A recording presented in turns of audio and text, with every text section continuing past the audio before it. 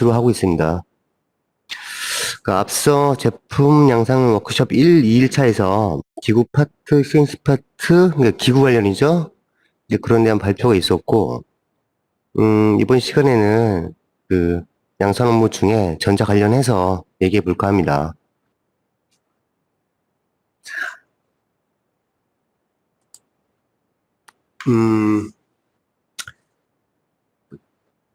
네, 통상적으로 뭐 개발 및 양산 프로세스 장편을 좀 만들어 봤는데요. 이건 뭐 기구, 뭐 전자 이런 구분 없이 대체적으로 이런 단계를 거쳐서 마지막 양산 프로덕션까지 가겠죠. 근데 실질적으로 지금 G캠프에서 가장 연관성 있는 요 SMT 있잖아요. 전자 관련해서 아마 그 SMT가 가장 G캠프에 연관성이 있고 또 전자 관련해서는 이제 차지한 비중이 커서 이번 시간에는 SMT에 관해서 전반적으로 좀 얘기를 해볼까 합니다. 이건 통상적으로 이런 단계를 거쳐서 MV까지 제작을 하고 제작된 이후에 이제 이런 절차를 거치겠죠. 뭐 DPP, LPP, MP 이런 용어들은 PVT 이런 용어들은 개발 쪽에서 쓰는 용어이기도 해요.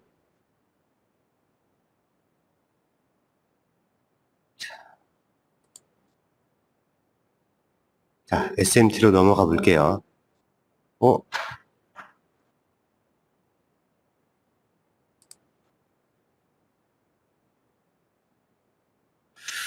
자, SMT 생산에 필요한 내용들을 알아보겠습니다.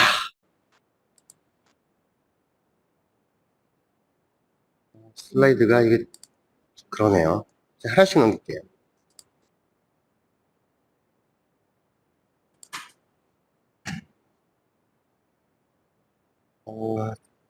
일단 목차를 조금 정해봤는데요.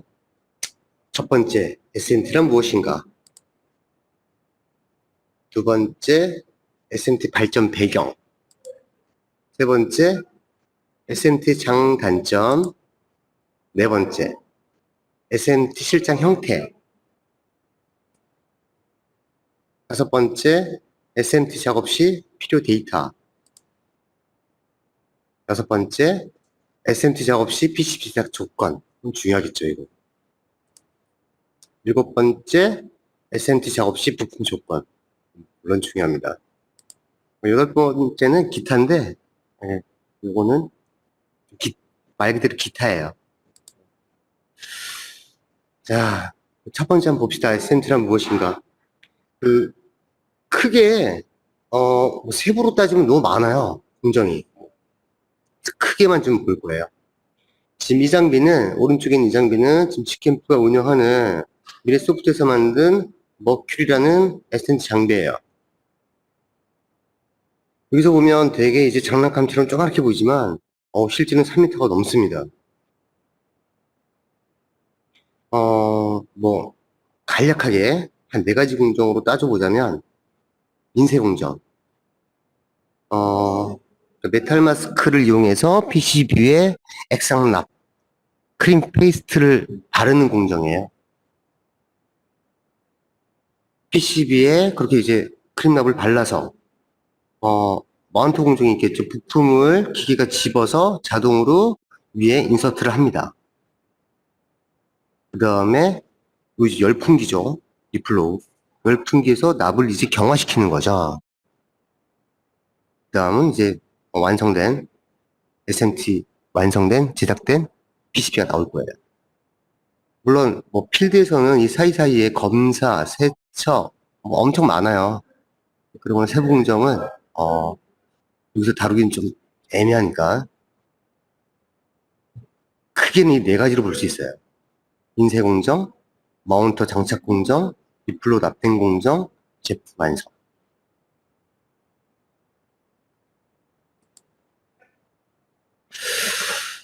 자, 이제 첫 번째 공정이죠. 인쇄 공정. PCB 아톡을 합니다. 회로 설계를 하고 이제 PCB 아톡을 하죠. 그래서, 자, 필드에서는 이제 이런 매뉴얼, 수동의, 그 실크 스크린 말고 자동으로 할 거예요. 근데 지금 직캠프에서는 그 인라인처럼 긴 장비를 들어놓을 수가 없어요. 워낙 길기 때문에 막 10m, 20m 되기 때문에 축소화시켜서 그리고 SMD용으로 메탈 마스크는 필요하기 때문에 매뉴얼 스크린 하나 갖다 놨어요. 그리고 실제 PCB를 놓고 이 메탈 마스크를 내려서 위에 납을 밉니다. 그러면 이 금색이 있잖아요. 금색된 부분들이 이렇게 납이 도포된 형태로 나올 거예요. 그리고 이때 쓰는 납은 액상납이에요. 솔더 페이스트, 뭐 솔더 크림 이런 표현을 쓰는데 열 경화에 의해서 열에 의해서 경화되는 그런 볼 타입의 액상납을 씁니다.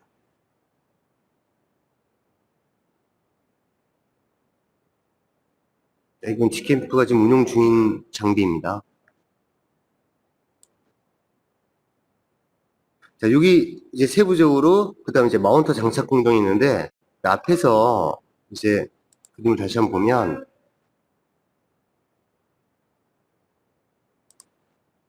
지금 요 파트예요. 지금 요 부분에 아까 그 매뉴얼 스크린으로 PCB 액상납을 밀었고 이제 마운트 공정인데 요 부분하고 요 부분이거든요.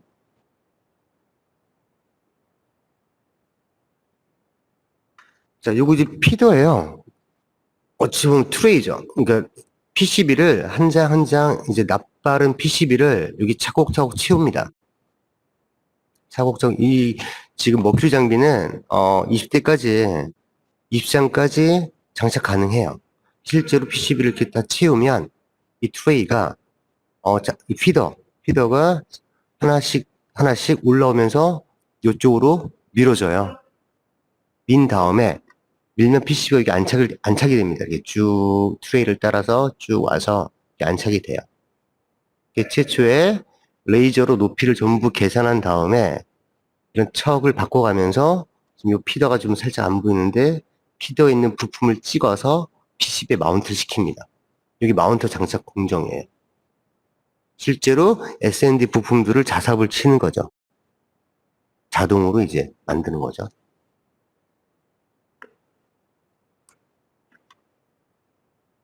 이제 20개까지는 자동으로 툭툭 올라옵니다. 마운트 공정이 이렇고요. 조금 넓게 보면 이제 여기가 PCB를 넣는 함이 되겠고 이제 마운터를 할 거예요. 실제 부품을 척이에 노즐이 잡아서 부품 위치에다가 거치를 시킬 겁니다. 그런 것들은 이제 기계를 제어할 수 있는 이제 PC가 달려 있고요. 그리고 마운터가 되면 이제 이쪽으로 여기다 보일 텐데 옆으로 쭉 흘러가요. 열풍기로. 그리고 피더는 저희가 가진 피더가 이렇게 좀 꽤 많아요. 사이즈별로. 그리고 이 마운트 장비는 앞쪽에 20개까지 8mm짜리 20개까지 꼽을 수 있고요. 뒷면에 또 20개까지 꼽을 수 있어요. 그리고 요 자세히 좀 보시면 여기 이제 여기 좀 안 보이네요. 앞장을 좀 다시 한번 볼게요. 보면 실제 이 피더 장착 이외에 SND 부품을 놓을 수 있는 이 트레이들이 이거는 이제 판 트레이가 있고 여기는 이런 이제 리드 타입의 이런 거를 꼽을 수 있는 실질적으로는 40개 피더보다 조금 더 많은 게 들어갈 수 있어요. 근데 부품들이 이형도 있고 8mm 이상 크기도 있기 때문에 실제로는 좀 더 적게 꽂히겠죠. 어쨌거나 지금 이 장비는 이런 이제 CPU 타입, 그다음에 릴 타입 이런 이제 조그맣게 벌크로 들어온 거 있잖아요. 이런 것들 꼽을 수 있는 띠로 꼽을 수 있는 시스템이 돼 있어요. 그 다음에 이 장비의 지금 특징 중에 하나가 메탈 마스크를 이용해서 PCB에 그 크림솔을 바르고 마운트하는 작업도 되지만 이 장비가 그 샘플 위주로 굉장히 잘 나온 게 메탈 마스크 없이 그 패드면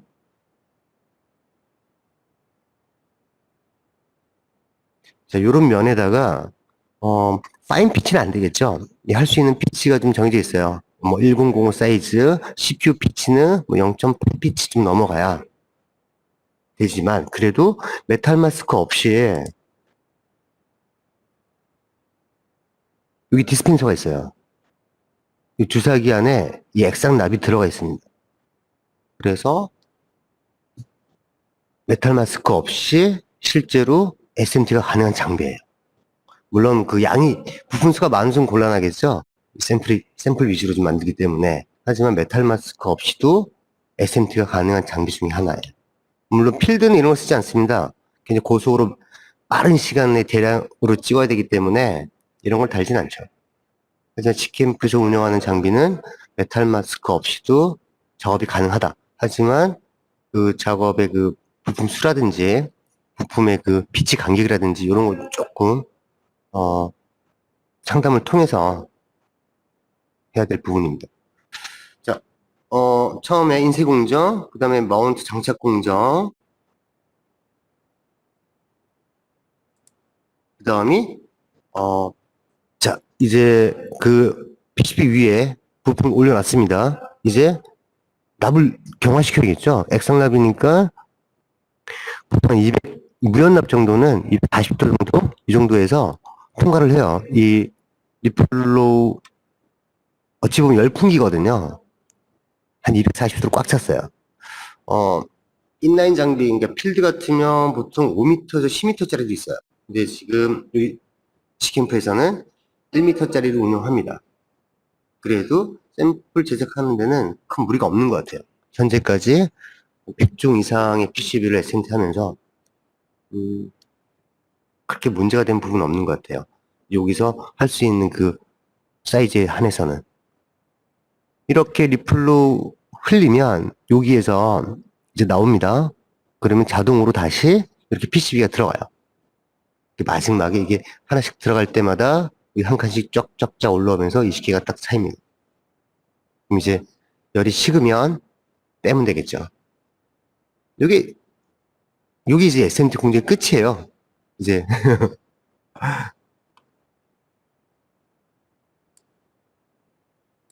그러면 이렇게 이제 제품 완성이 되겠죠. 간략히 보면 이게 끝이고 이제 이런 걸 원활하게 하기 위해서 작업들이 좀 더 남아 있어요. 그게 더 중요한 포인트이기도 하죠. 자, 그러면 이제 조금 원안적으로 들어가고 목차에 보면 발전 배경 이제 SMT 전공정은 봤어요 지금. 하지만 세부적으로 필요한 게 돼 있거든요. 그게 더 중요한 부분이고 그래서 뭐 역사적인 배경부터 한번 쭉 훑어볼게요.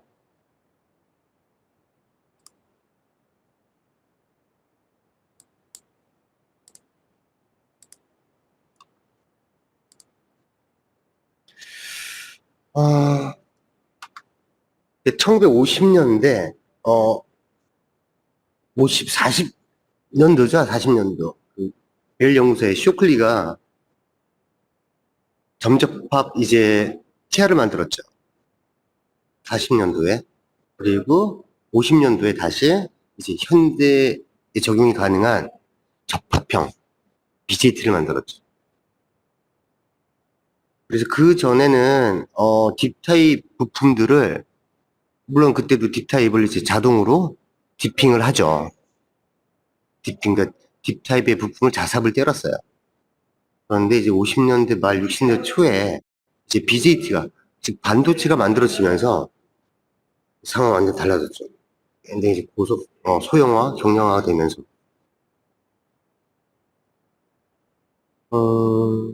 여기 내용은, 실제로는 이제 60년대 들어가면서, TI, 페어차일드, 그 다음에 이제 또 한 주자가 있죠. 모톨라. 그때 빅3였죠. 반도체. 그런 회사들이 BJT, FET를 쭉쭉 만들어내면서 이제 SMD 부품이 나오면서 SMD에 대한 그 SMT가 발전한 거죠. 그런 부품들을 잡을 수 있는 구조, 마운트 할 수 있는 구조, 에어로 할지 뭐로 할지 이제 그런 것들이 발전 촉발이 되었죠. 부품이 소형화된 반도체 때문에. 한번 읽어볼게요. 1950년대 대부분의 전자제품이 자사 부품을 사용하여 생산이 이루어졌으며 50년대 말과 60년대 초에 이르러 극히 제한적인 부분에서 S&D 부품을 사용하게 됨으로써 S&D 역사가 시작되었으며 최초 S&D 부품으로서 개발된 하이브리드 IC, TR이에요. 다이오드 TR. 페르의 소형화를 촉발시키는 계기가 되었다.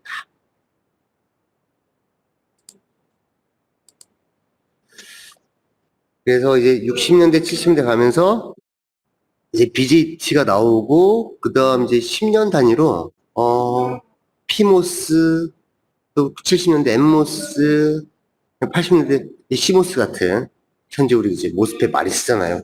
거의 시모스죠.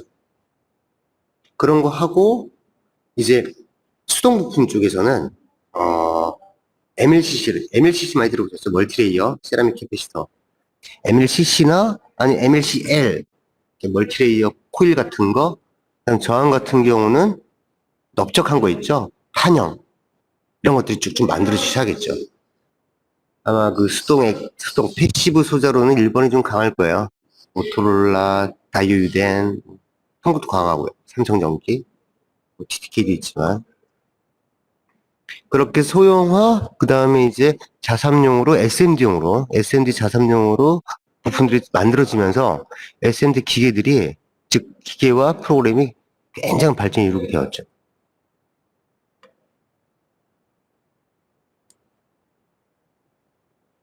자, 이제 80년대 이후부터는, 거의 현대 거랑 이제 유사하게 발전이 쭉 되고 있어요. 현재도 뭐 공정상 발전, 아니 기계의 속도, 그 다음에 정확성, 비주얼에 의한 정확성, 이런 것들 쭉 개발 업 중이죠. 계속. 그리고 이제 경박 단소라는 표현도 있네요. 얇아지고 짧아졌다. 작아지고. 예. 그래서 SMT 발전을 가져오게 되었습니다. 1980년대 이후로 굉장히 고속 성장을 하죠.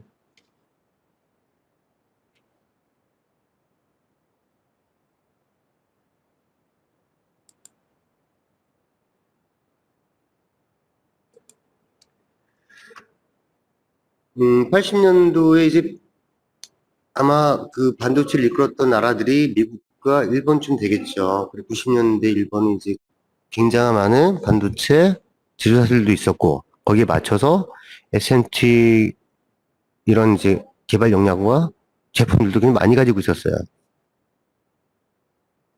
그리고 우리 이제 삼성, 국내 같은 경우는 삼성이나 하나, 이제 이런 데서 SMT 개발 관련 제품들이 좀 나오기 시작했죠.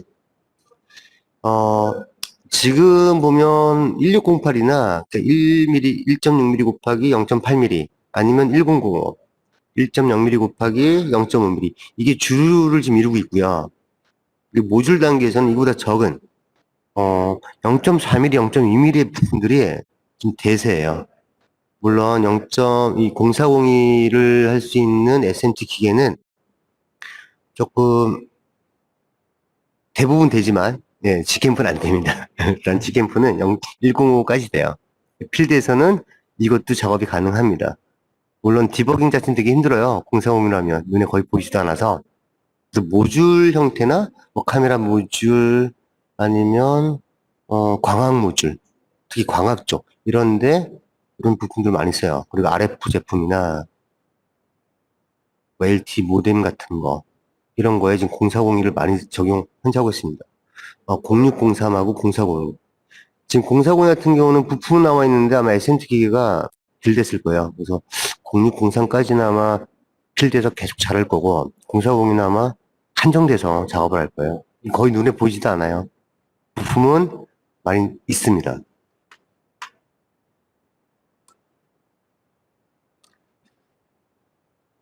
자, SMT 장점. 예전에 이제 수삽이죠. 수삽 부품, 딥자재죠. 사람이 실제로, 구멍에다 꼽아서 하는 부품보다는 굉장히 크기하고 무게가 완전 뭐 경이롭게 그냥 감소했죠. 그렇게 이제 경량화, 소형화 되다 보니까 가격이 이제 다운되고요.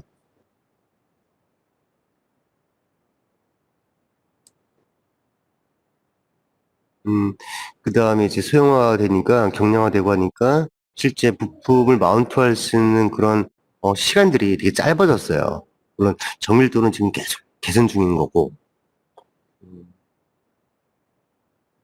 그래서 실장 자동화를 통하여 공정 시간 단축이 이루어졌고, 그 다음에 공정 관리가 단순화됐죠. 자동으로 나오니까. 그 다음에 신뢰성 및 제품. 똑같은 걸 반복 작업하기 때문에 신뢰성에서는 굉장히 향상이 됐어요. 사람이 일일이 손으로 이제 납땜을 하거나 하는 경우보다는 신뢰성도 굉장히 향상이 됐습니다.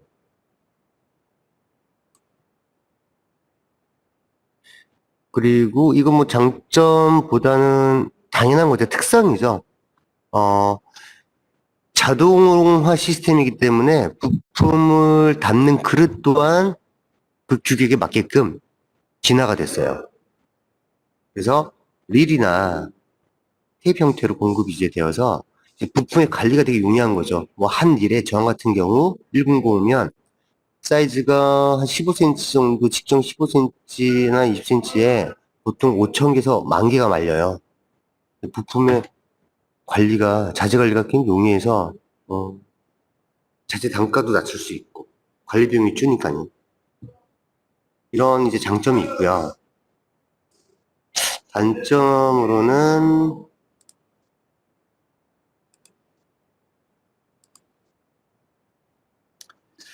어, 일단 비싸요. 자동화 시스템을 만들어야 되기 때문에 이 라인 구성하는데 초기 비용이 굉장히 많이 듭니다. 장소도 필요하고, 그다음에 실제 SMT 기계도 필요하고, SMT 기계에 들어간 부자재도 굉장히 많아요.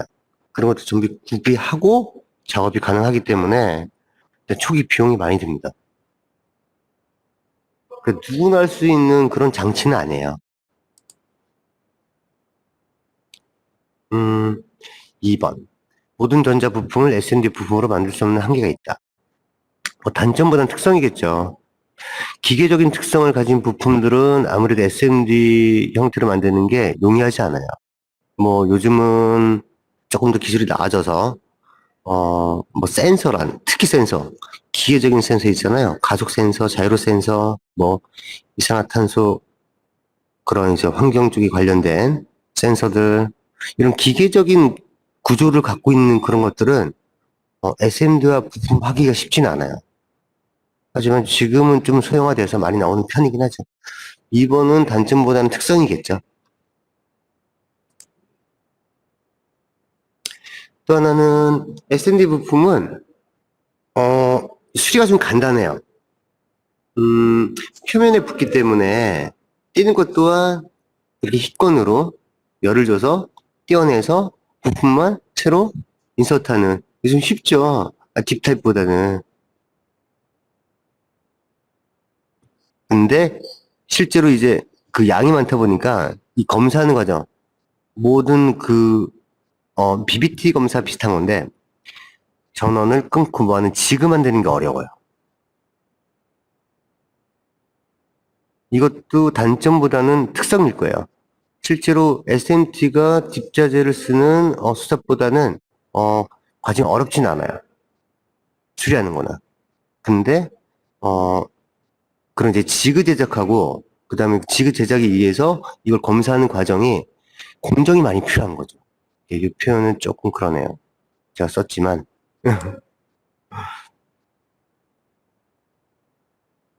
어, 이것도 하나의 특성이죠. 지금 부품들이 정말 좀 소형화되거든요.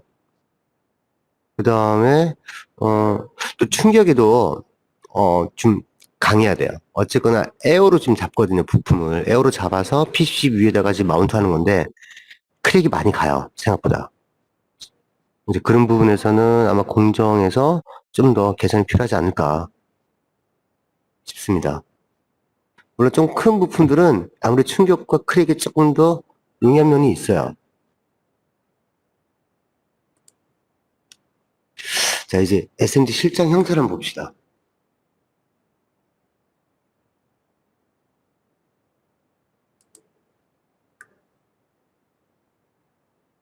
말 그대로 SMT 실장 형태란 PCB 위에 부품이 장착되어 있는 형태를 말한다. 당연한 거죠. 자, 종류. 전자 부품의 종류. 리드가 있는 부품들 많이 보셨을 거예요. 구멍 뚫린 곳에 구멍 꽂아서 뒷면에 납땜합니다.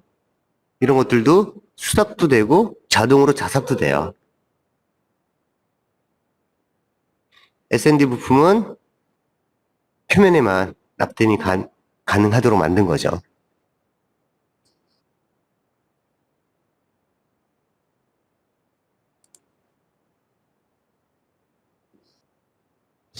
이 표현은 있으라만한 편인데, 형태감을 갖추기 위해서는 썼어요. 이것도 형태, 아까 그 SMT의 부품에 대한 한계성, 그런 차원입니다. 자, 이제 그림으로 한번 볼게요.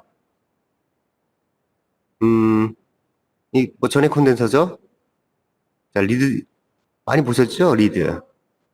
뒤에 납땜하는 거고요. 이 코일이죠, 코일. 3DR 코일. 얘도 구멍에 꽂아서 뒤에서 납땜을 합니다. 여기 저항도 있고요. 가장 기본적인 형태일 거예요.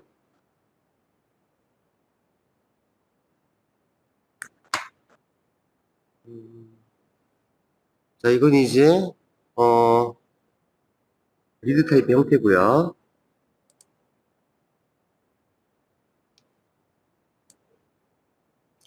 복합 형태죠? 리드 타입, 수삽, SMD 타입. SMD를 SMT로 위에다 딱 박는 거죠. 네. 이렇게 형태감이 있을 수 있고요.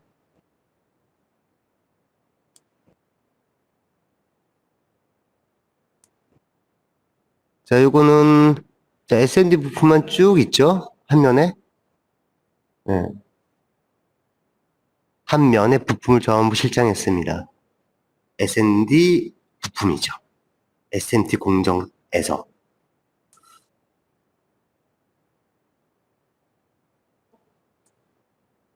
자, 요거는, SMD만 양면에 박아본 거예요. 이런 형태가 가장 많이 쓰이죠? 예. SMD 부품을 양면에 박습니다. 가장 고밀도로 작업할 수 있고요. 이 부분은. 가장 많은 부품 수가 올라가겠죠. 단일 PCB당.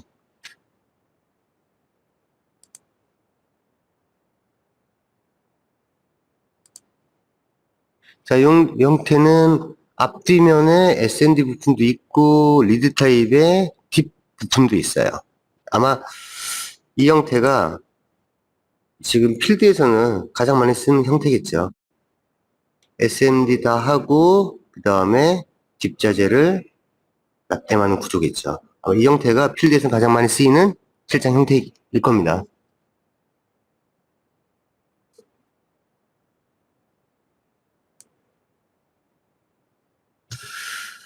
자, 그 다음 SMT 작업 시 필요 데이터. 아까 그 SMT 기계를 사용하기 위해서는 그 SMT 기계에만 표준의 데이터가 필요해요. 그리고 그 표준들은 이미 공용화돼 있어요. 기본적으로, 부품 데이터가 필요할 거 아닙니까? 어떤 부품인지 알아야 되니까. 그리고 어느 위치에 어떤 부품이 꽂힌다. C2로 이런 것들은 캐피시터겠죠. SMD 부품이고, 이것도 SMD 부품이고. 커넥터는, 2핀짜리 브렉스, 딥 타입이고. 이런 이제 봄 데이터들이 필요해요. 그 다음, 이 봄 데이터가 필요하고, 즉 부품 데이터죠. 그 다음에 필요한 것들이, 자, 실제로 그 PCB면 어디에 지금 이 부품들이 실장이 돼야 될지 좌표 데이터가 필요하게 됩니다.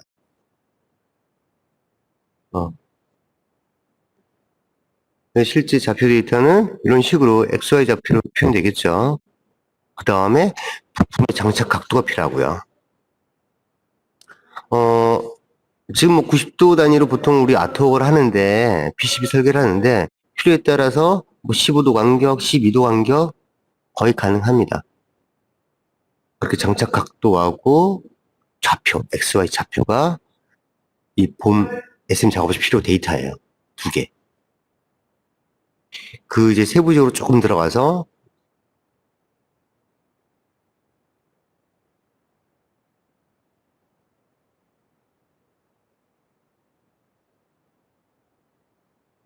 자, 2가지 실제 부품 데이터와 그 부품이 장착될 좌표 데이터가 필요한데, 그런 것들을 지금 어떻게 이제 생성하고 만들어 줘야 되잖아요. SMT 이제 작업자에게. 메탈 마스크도 만들어야 돼요. 자, 요런 형태 봅시다. 지금 원본 파일이에요. PCB 원본 파일. 어레이 안 된 거. 원본 파일이죠. 요거 우리 보통 아토, 그러니까 PCB 설계할 때 이렇게 합니다. 근데 이거 자체로는 SMT가 좀 곤란해요. SMT 트레이에 태워야 되는데 태울 수가 없잖아요. 이런 거를 SMT 장비에 맞게끔 이제 어레이를 합니다. 그 어레이는 그 직접 설계자가 해도 되고 대부분은 PCB 제작 업체에 요구를 합니다. 저는 이렇게 1 곱하기 2열 배열로 하고 가드를 이쪽에다 대주세요. 자, 이렇게 되면 실제 가드를 이쪽에 대고 PCB 2개가 붙는 꼴이고 충분하게 텐션도 나오고요. 네, 3개까지도 가능하겠네요. 이렇게 지금 실제 3개 작업한 것도 있어요. 처음에 2개 했다가 3개가 지금 최적화돼서 3개로 위에 작업을 했습니다.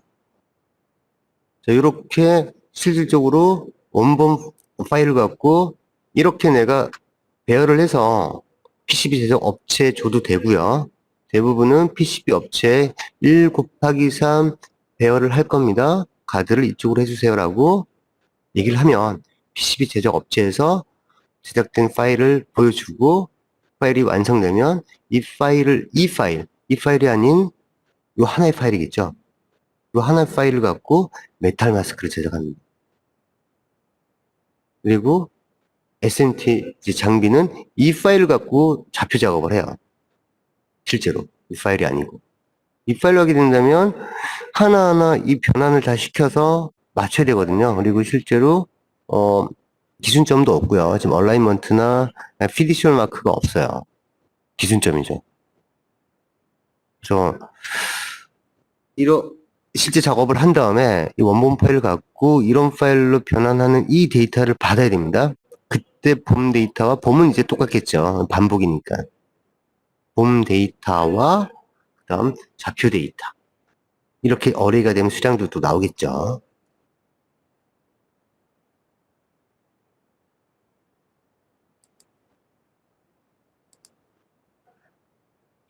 자, 저희 G캠프에서 운영하는 이 장비는 좀 한계성을 갖고 있어요. 물론 필드코드 한계성을 다 갖고 있습니다. 그런 이제 유사해요. 실제 인라인 장비나 저희가 운영하는 이 장비나 속도 면에서 아니면 소형화 이제 그 부분이 조금 차이 나지만 거의 유사합니다. 그래서 실제 G캠프가 MVP를 만들지만 양산에서 경험할 수 있는 그 이제 사전 SMT를 한번 해볼 수 있어요. 자, PCB 크기는 최소 50x 50입니다. 50mm 곱하기 50.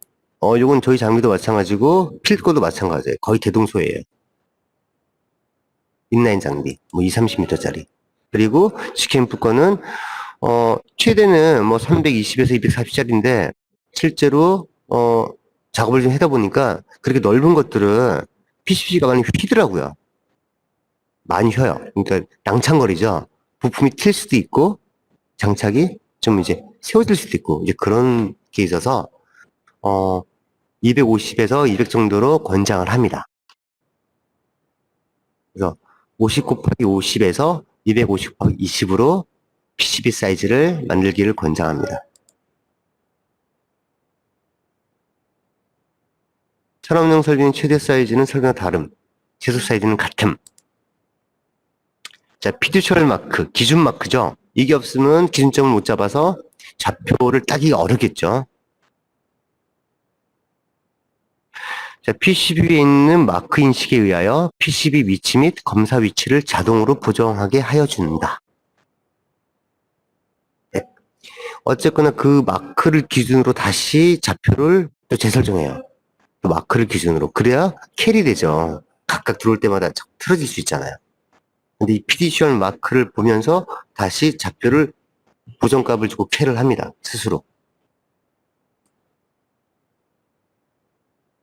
일반적으로 PCB 위에서 사용되는 마크의 모형은 원형, 사각형 등을 많이 사용합니다. 기준 좌표죠. 당연하겠죠. 이 좌표 변경이 되면 모든 좌표는 틀어지게 된다. 네. 피듀셜 마크는 PCB 보드에서 대각선으로 두 개를 설정하므로 PCB가 틀어지는 위치도 보상할 수 있게 된다. 킬 작용을 합니다. 예, 연속 생산을 위해서는 꼭 필요한 데이터이다.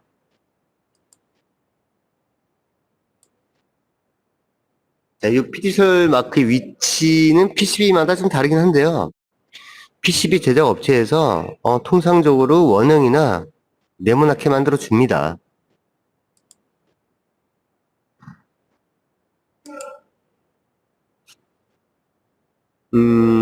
보통 가드에다가 피듀셜 마크를 넣고요. 그게 안 될 경우는 PCB 안쪽에도 넣지만, 웬만하면 PCB, 이렇게 트레이를 타는 PCB 가드 있죠? 거기다가 피듀셜 마크를 이제 얼라이먼트를 해야 되니까, 그렇게. 이런 식으로 하면 여기를 잡거나, 여기를 잡거나 해서 기준점을 잡아요. 그러면 트레이를 타고, 아까 이제 트레이를 타고 오잖아요. 저 초점 한번 볼까요?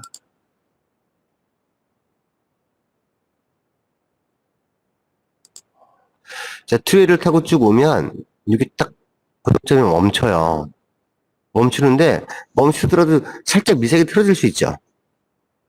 계속 틀어질 수 있죠. 하지만 이 레이저가 피티셜 마크를 먼저 인지합니다. 거기서부터 원래 피티셜 마크를 기준으로 좌표를 잡은 거를 재캐를 하죠. 보정값을 주고.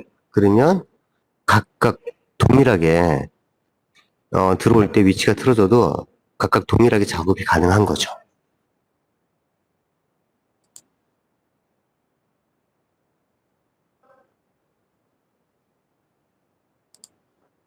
네, 이렇게 보통 PCB 제작 업체에서 이건 해줘요. 그리고 나는 뭐 나만의 피티셜 마크를 얼라이먼트 할 수 있는 피티셜 마크를 만들겠다. 만드셔도 돼요. 이런 데다가도. 근데 아무래도 여기가 낫겠죠. 이제 이거는 생산 끝나면 V컷 해놓은 거를 잘라서 요 안에 것만 취할 거 아닙니까? 기준점은 가드에 넣는다.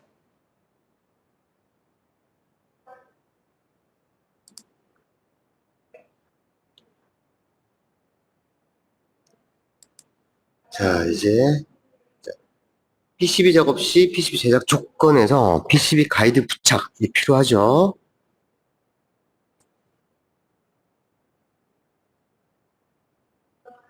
가이드 부착 이유는 기계 작업 시 컨베이어 이동 또는 PCB 고장, 장착 작업 시 PCB에 장착된 부품 손상을 막기 위해 사용합니다.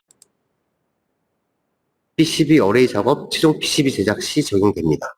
원본 파일보다는 이제 원본 파일 일단 개발해서 한번 동작 시켜보고 기계로 SMT를 쳐서 이제 기능 검사 하기 위해서 할 때 이렇게 가드를 붙여서 만듭니다. 자, 여기 보면 이제 이렇게 가드를 쭉 맞춰놔요. 이렇게 가드를 잡았는데 이거 좀 빼볼게.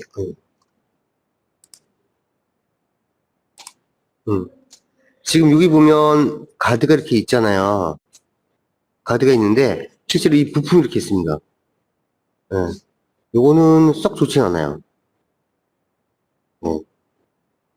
아무래도 이 부품의 위치를 좀 변경해야겠죠. 왜냐하면 이 가드하고 걸치잖아요. 뭐 이거는 현재까지는 뭐큰 무리 없는데 이 좋은 사례와 나쁜 사례 이제 한번 보도록 하죠.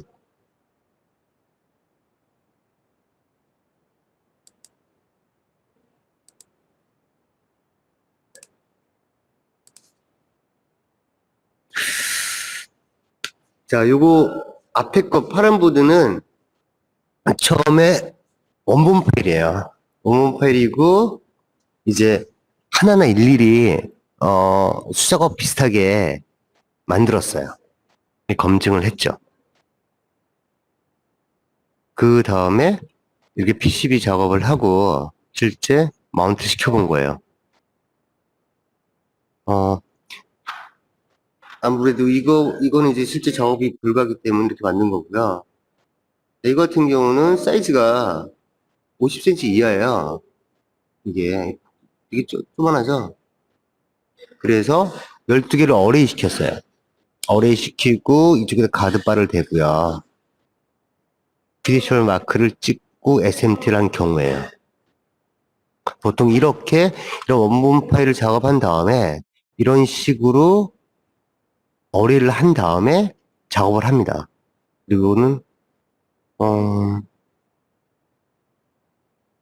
필요하면 이게 하나 더 넣는데 지금 PCB가 워낙 얇아서 이거 같은 경우는 한 열을 다 안 넣었어요. 한 열을 이렇게 되면 가운데가 푹 꺼질 수 있거든요. PC가 얇을수록.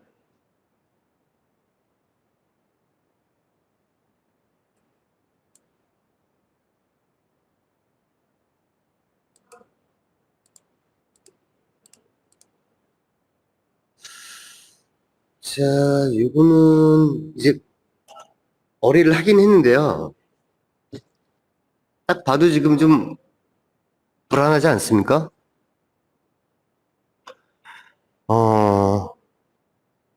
꼭, 네. 꼭 꼬집어서 말하면 뭐 중국 쪽에서 좀 해갖고 왔는데, 지금 가드가 너무 작고요. 그다음 가드에 프리컷이 들어갔고요. 그 다음에 이쪽은 또 뭘 하질 않았어요. 여기하고 여기밖에 없어서 실제로 이게 SMT를 치는데 낭창거리더라고요. 자, 이 부분도 마찬가지고 이거 컷할 때 이 부품 좀 불안하죠. 그래서 가드바를 좀 더 길게 된 다음에 이 부분을 살짝 따주는 테크닉도 필요해요. 이 부품을 못 옮기는 경우가 발생하면 이런 거는 좋지 않은 어뢰예요.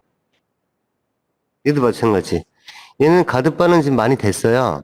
됐는데 보드를 워낙 이 사이즈가 좀 있거든요. 근데 보드를 굉장히 크게 했어요. 거의 저희 장비에 꽉 차게끔. 그랬더니 이 가운데 이 마운트를 하는데 흔들려요. 아래 위로 상하로 막 흔들리더라고요.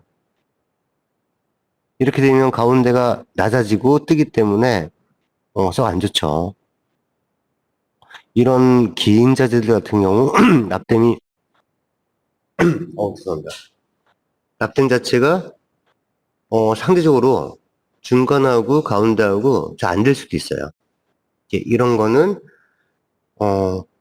나쁜 선례이다.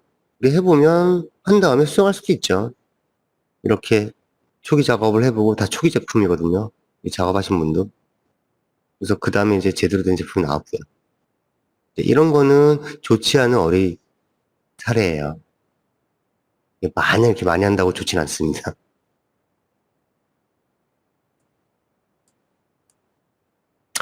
자, 이건 잘 된 경우인데요. 자, 거의 50 바이 50 정도 되거든요. 그러니까 50mm 곱하기 50mm 정도 4개 어레이 작업을 한 거고, 이도 마찬가지고. 지금 보면, 어레이, 이게 재봉선이죠. 이렇게 재봉선을 사이사이 다 뒀어요. 이렇게 잡아주고, 여기 잡아주고, 여기 잡아주고, 여기 잡아주고, 잡아줬죠. 이것도 마찬가지. 이쪽, 이쪽, 이쪽, 이쪽. 실제로 작업할 때 큰 무리가 없었어요. 이 부품 같은 경우가 좀 작긴 했거든요. 이렇게 어레이를 요구를 하거나 어레이가 좀 불안한 경우는 그 PCB 업체 요구를 해서 그 어레이 된 파일을 줘요, 먼저. 그걸 먼저 보고, 아, 이쪽은 좀 불안하다. 이런 것도 마찬가지. 만약에 이 공간이 없다면 이 USB 턱이 PCB 위로 걸리겠죠. 그럼 요 뒤가 살짝 뜰 거예요. 그래서 이만큼 공간을 두고서 이 앞쪽이 공간 확보할 수 있도록 공간을 확보해 준 거죠. 그래서 PCB 어레이 하신 분들이 대부분 굉장히 수명자이들을 캠 이제 설계하시는 분이나 어레이 하시는 분들이 캠 쪽에. 근데 이제 그렇지 않은 경우는 실제 PCB 어레이 된 상태를 보고 요구를 좀 하셔야 돼요.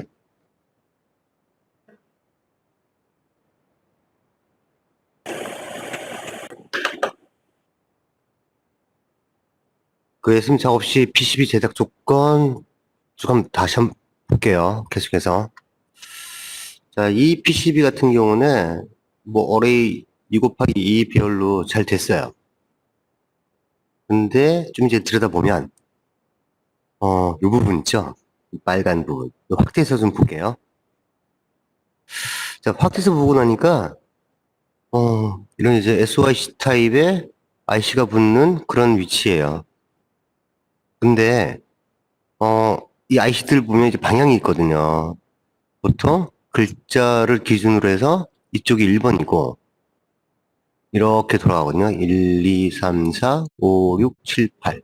근데 지금 이 PCB 아트웍된 상태를 보면 기준점이 없어요. 방향이 없어요. 방향이.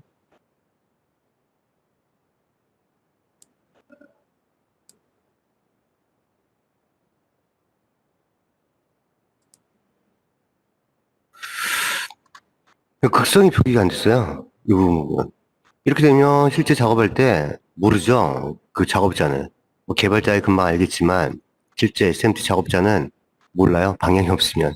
그래서 PCB 상에 꼭 극성 있는 것들, 뭐 탄탈, 다이오드, 아니면 TRU, TR도 뭐 3핀짜리 모르겠지만 뭐 6핀, 8핀 이런 TR들도 있잖아요. 어레이된 것들. 그런 것들, 그런 극성 있는 모든 부품들에는 PCB 상에 이 실크로 표를 해줘야 돼요. 기준점을 잡아줘야 되죠. 그래서 이런 것 같은 경우는 이런 식으로, 자, 모든 부품의 기준점이 이렇게 있죠. 그렇게 PCB 상에도 이렇게 기준점을 두거나 1번 위치를 이렇게 표기를 좀 해줘야 돼요. 그래서 작업자가 부품을 역삽하는 경우가 없겠죠. 특성이 없는 것들은 MLCC 타입의 캐패시터나 이런 건 상관없는데 저항 같은 거, 그 다음에 인덕터 같은 거. 근데 뭐 CPU 뭐 사각짜리 사각형 형태 CPU나 아니면 이런 2열 타입의 SYC, 뭐 TQFP 이런 것들 보면 기준점이 있어요. 그래서 꼭 기준점을 PCB 상에 해야 된다는 거 중요합니다.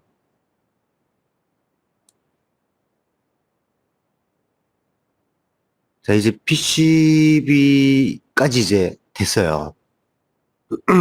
PCB까지 되고, 이제 PCB 생산업체에 맡겨갖고 이제 PCB가 나옵니다. 그 다음에 이제 그 PCB 위에 마운트할 수 있는 부품을 같이 공급해야 SMT가 가능하잖아요. 그래서 그 SMT 사용 시, 작업 시 필요한 이제 부품들의 형태죠. 자, SMT 작업 시 부품 공급 조건. 릴 형태 부품이 좀 필요합니다. 피더라는 부품을 마운트할 수 있게끔 하는 이 공급 장치가 있어요. 자, 이건 부품의 형태고요. 이게 릴 형태예요. 뭐 이거 말고도 대롱에 이제 부품들이 들어가 있거나 대롱 있거든요. 거기에 쭉 부품이 있거나 아니면 트레이 판에 IC가 딱 이렇게 이런 형태.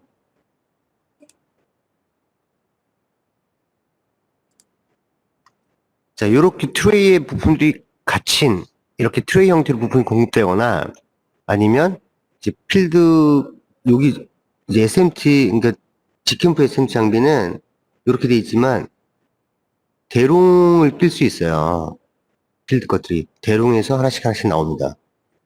그렇게 부품이 패키지가 돼야 돼요.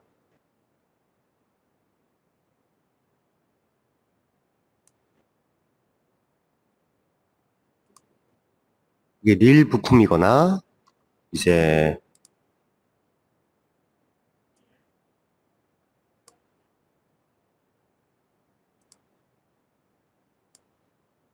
자, 이렇게 들어온 것도 있잖아요. 자, 아까 그러니까 이런 짜투리 같은 거, 뭐 작업은 가능한데, 굉장히 느리죠. 느리거나, 사람 손이 일일이 손을 타요. 이렇게 되면, 정밀도는 떨어질 수밖에 없죠. 반복 작업하는 과정에서.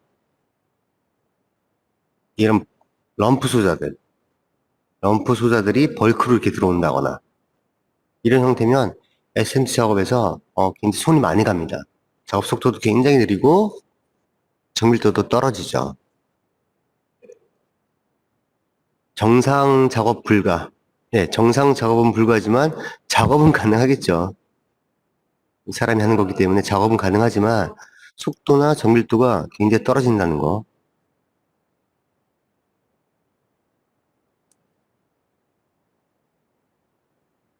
짜투리 부품, 벌크 부품, 정상 작업 불가.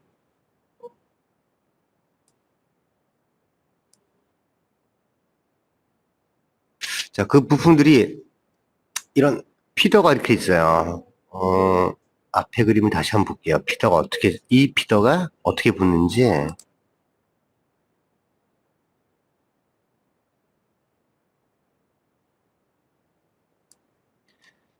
자, 이렇게 피더, 부품을 여기 말고요. 피더가 이렇게 꼽혀요.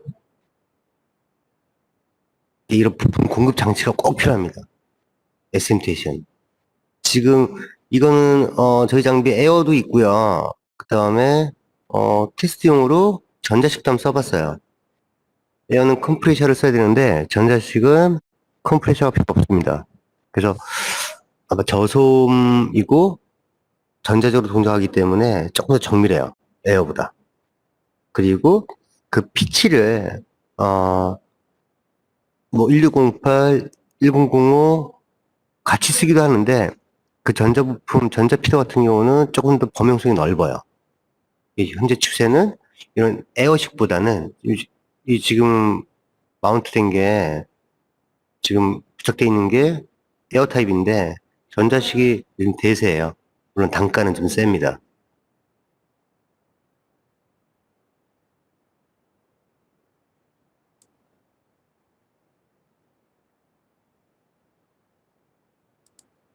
실제로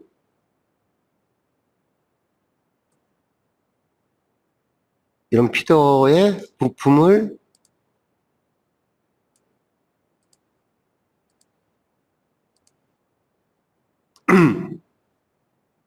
이렇게 겁니다.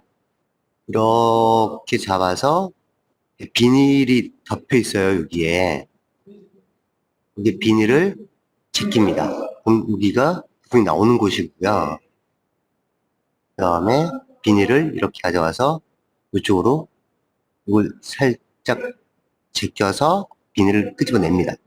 그러면 에어가 딸깍딸깍 하면서 여기 지금 기어가 있어요. 그래서 부품 하나씩 이 마운터의 노즐이 얘를 잡아서 PCB 위에다가 부품을 인서트하죠. 아주 SMT 장치 중에 이 액세서리는 굉장히 중요합니다. 이게 없으면 안 되겠죠. 이게 없으면 사람 손으로 올려야 됩니다.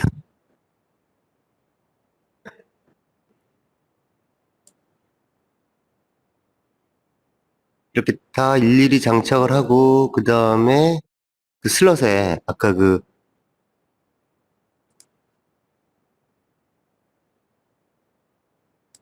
여기 슬롯에 쭉쭉 꼽아요. 이 기준이 8mm짜리 20개고 여기 20개고 좀 넓은 거 16mm는 두 칸에 하나 끼겠죠.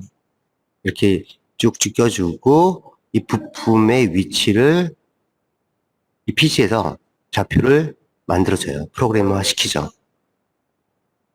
자동으로 먼저 그 데이터를 집어넣은 다음에 비주얼 장비로 이게 비주얼이거든요. 레이저로 전체 위치를 다 잡아봐요. 그럼 실제로 부품의 위치들이 이렇게 보입니다. 하나하나.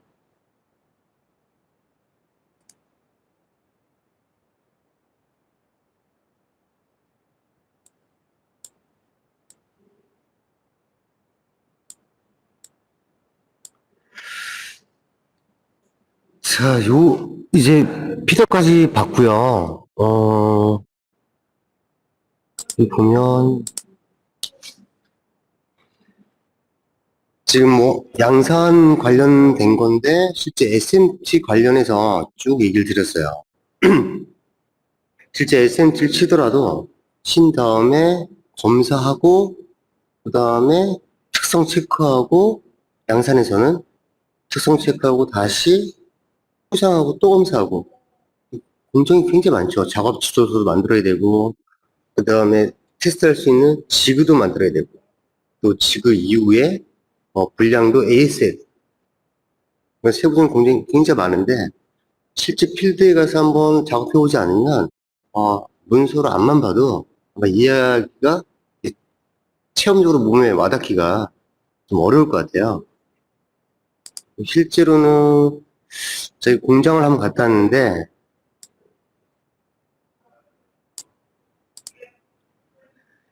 지금 아까 처음에 우리 매뉴얼 스크린 한번 봤죠.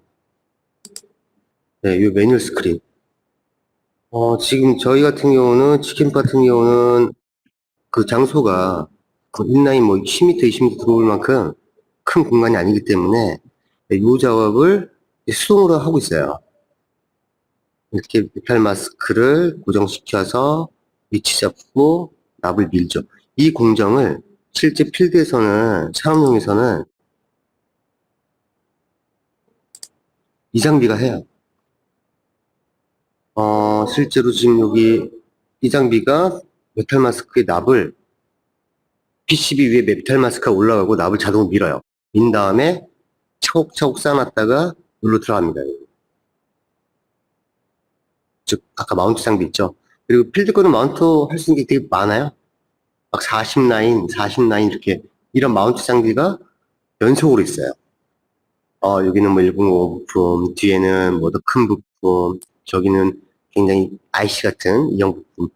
굉장히 고속이죠. 생산에서는 작업 수량이 많아야 기계값을 뽑고 인건비가 나오기 때문에 굉장히 고속으로 돌립니다. 그래서 어레이도 꼭 필요하고요.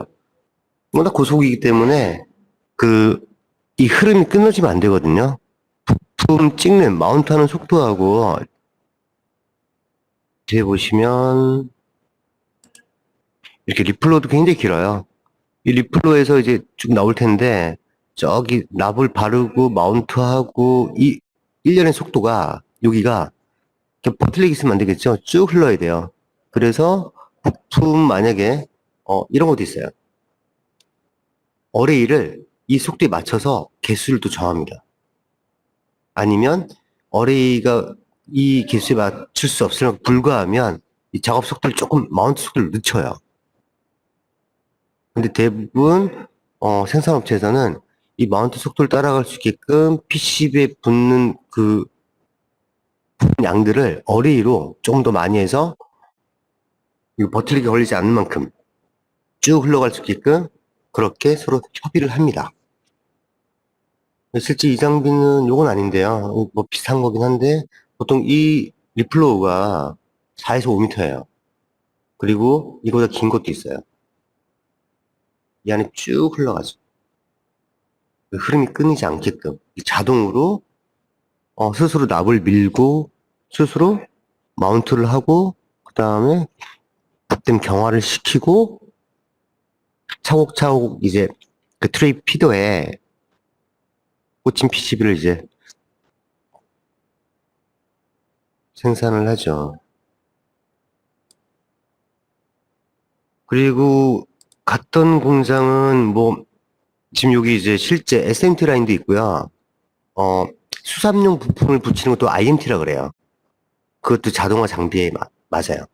그러니까 SMT 말고 IMT도 있고요. 그다음 이거는 지금 공장이 큰데요. 이건 뭐 가본 데는 아니고 조금 이렇게 리플로가 굉장히 길어요. 봐도 5m 훨씬 넘죠. 리플로가 이렇게 라인이 굉장히 많아요. 한 라인, 두 라인, 세 라인. 조금 큰 이제 업체, 만약 생산량이 좀 늘어나면 아무래도 이제 좀 캐파가 되는 그런 업체를 찾아가야겠죠. 국내도 꽤 있고요. 이렇게 리플로도 굉장히 길답니다. 네, 이건 이제 기타 쪽인데, 음, 이 직캠프에서는 SMT도 하지만, SMT 이후에 이제 디버깅도 중요하잖아요. 그러니까 생산 라인에서 볼 수 있는 거를 직캠프에서도 경험을 할 수가 있어요. 어느 정도는. 왜냐하면 그 디버깅, 즉, 그 제품의 기능과 성능을 검증할 수 있는 계측 장비들을 다 보유하고 있어요. 다량으로. 뭐, 쭉 한번 써봤는데, 뭐, 이런 네트워크 장비도 있고요. 스펙트럼 있고, 네트워크 장비도 있고, 지금 요거 말고도 장비들이 쭉 있어요. RF 측정을 할 수 있는 네트워크 어널라이저도 있고요. 스펙트럼 어널라이저도 있고, 시그널 제너레이터도 있고, 기능과 성능을 검증하기 위한 펑션 제너레이터, 오실로스코프, 이동형, 이제 핸드헬드 오실로스코프도 있고요. 그 다음 탁상용 멀티미터도 있고, 조금 정밀하죠? 그 다음에 이제 포터블도 있고, LCR 미터도 있고요. 여기 오신 분들은 대체로 한 번씩 써보시는 것 같아요. 계속 이제 개발을 하시고, 샘플을 이제 제작하시고 하시는 분들은. DC 파워 서플라이, 그다음 인슐레이션, 캐스터기 시그널 소스, 히트건, 그다음에 이제 납땜할 수 있는 뭐 치공구들, BJ 장비도 리역할 수 있는 그런 시스템도 있고요. 탑플레이트, 디솔링 툴 이런 것들을 쭉 구비하고 있습니다. 그리고 이것뿐만 아니라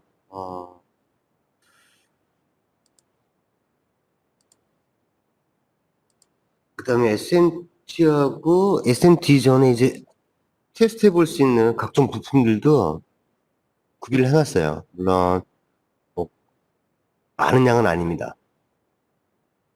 각종 부품들하고 SMT용 부품들을 어떤 구비해 놓고 지금 한 번씩 생산하신 분들이 SMT 같은 경우 이제 자재를 공용으로 쓰게끔 기부하신 분들도 있어요. 한두 개씩. 그러면서 없는 부품들을 이제 공용으로 어느 정도 쓰고 있습니다. 많이 쓰는 부품들이 있거든요. 뭐 캐피시터에서 뭐 100나노나 1마이크로, 뭐 저항에서 10K, 100K 이런 거 1K 굉장히 많이 쓰잖아요. 쓰시고 이제 한 일 정도 저항 같은 거 한 5천 원 하거든요. 이런 것들을 살짝 기부합니다. 그래서 없는 부품들, 급한 부품들은 시캠프에서 SMD용 부품을 그렇게 기부한 것들이 쭉 있어요. 같이 이제 쓰기도 하고.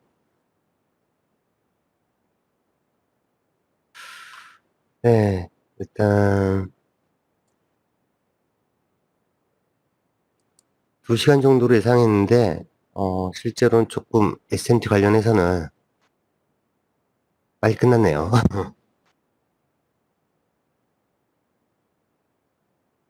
그리고 직캠프에서 잠깐만요.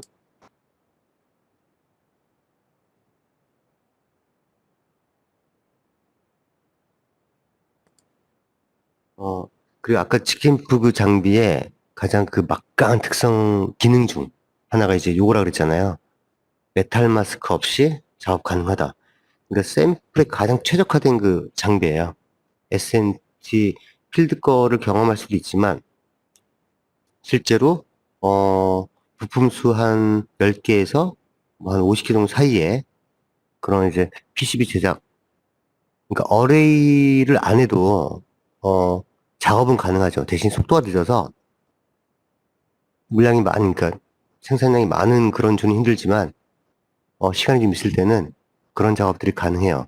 그리고 실제로 같이 보면서 중간에 디버깅도 가능하고 그런 면에서는 직캠프에서 지금 사용 중인 이 장비가 아마 샘플 제작에는 양산 바루전 MVP 쪽 샘플 제작에는 아마 최적화된 장비지 않을까 싶습니다.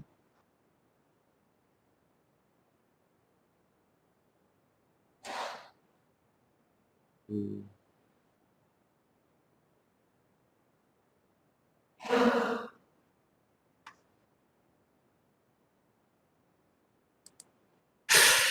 네, 일단 뭐 시간은 2시간 준비했는데 얘기를 하다 보니까 뭐 핵심적인 걸 하다 보니까 좀 빨리 끝난 것 같아요.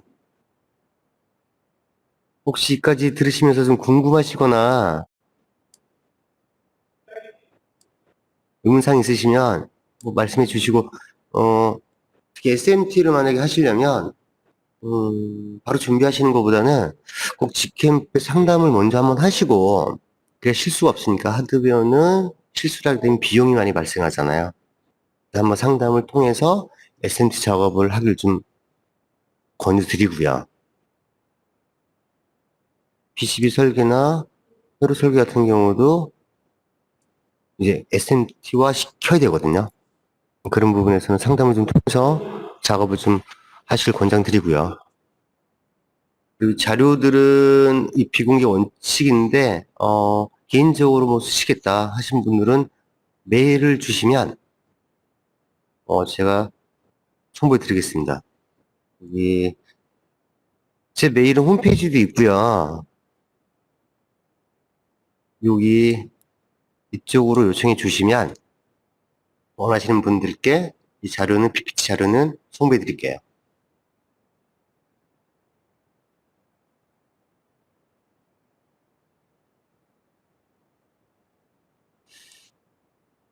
자, 따로 질문사항 없으시면,